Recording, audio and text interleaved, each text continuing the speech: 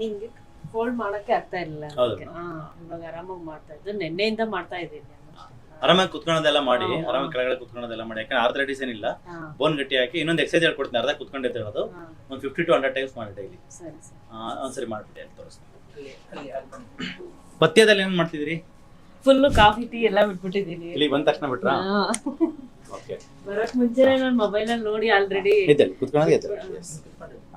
ಕುತ್ಕೊಳ್ಳೋದು ಇದೆ. ಎಸ್, ಈ ತರ ಒಂದು 100 ಟೈಮ್ಸ್ ಡೈಲಿ. ಇದು ಮಂಡಿಗೆ ಮತ್ತೆ ಸೊಂಟಕ್ಕೆ ತುಂಬಾ ಒಳ್ಳೆ ಎಕ್ಸರ್ಸೈಸ್. ಕಾಫಿ ಟೀ 100% ಬಿಡಿ. ಸ್ವಲ್ಪ ಬೋನ್ಸ್ ಗಟ್ಟಿ ಹಾಕಿ ಐವಿ ಡ್ರಿಪ್ ಕೊಟ್ಟಿದ್ದೀನಿ. ಆಮೇಲೆ ಕೊಬ್ಬರಿ ಎಣ್ಣೆ ತಗೋತಾ ಇದ್ದೀನಿ. ಆಮೇಲೆ ಕಾಯಿದು ರಸ ಇರುತ್ತಲ್ಲ ಅದು ತಗೋತಾ ಇದ್ದೀನಿ.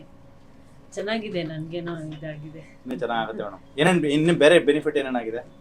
ಅದೇ ಕೈ ಎಲ್ಲ ಜವ್ ಬರೋದು ಅದೆಲ್ಲ ಕಮ್ಮಿ ಆಗಿದೆ. ಇನ್ನು ಸ್ವಲ್ಪ ಬೋನ್ ಗಟ್ಟಿಯಾಗಿ ಐವಿ ಡ್ರಿಪ್ ಕೊಡ್ತೀನಿ. ಅದನ್ನ 10 ಡ್ರಿಪ್ಸ್ ಹಾಕೊಂಡ್ಬಿಟ್ಟು ಆಮೇಲೆ ಕಂಪ್ಲೀಟ್ ಟ್ರೀಟ್ಮೆಂಟ್ ಸ್ಟಾರ್ಟ್ ಮಾಡೋಣ. ಒಂದು ಹಾರ್ಮೋನ್ ಸಪ್ಲಿಮೆಂಟ್ ಕ್ರೀಮ್ ಬರ್ಕೊಡ್ತೀನಿ, ಸದ್ಯಕ್ಕೆ ಯೂಸ್ ಮಾಡಿ.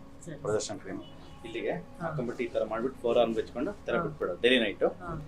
ಜೊತೆಗೆ ಒಂದು ಮೆಗ್ನೀಷಿಯಂ ಕ್ಲೋರೈಡ್ ಪೌಡರ್. ಆಮೇಲೆ ನಿದ್ದೆ ಹೆಂಗಿದೆ ಮುಂಚೆಗೆ? ಇವಾಗ ನಿದ್ದೆ ಬರುತ್ತೆ. ನೈಟ್ ಅಲ್ಲಿ ಎಚ್ಚರ ಆದ್ರೆ ಮತ್ತೆ ಇಮಿಡಿಯೇಟ್ ನಿದ್ದೆ ಬರುತ್ತಾ?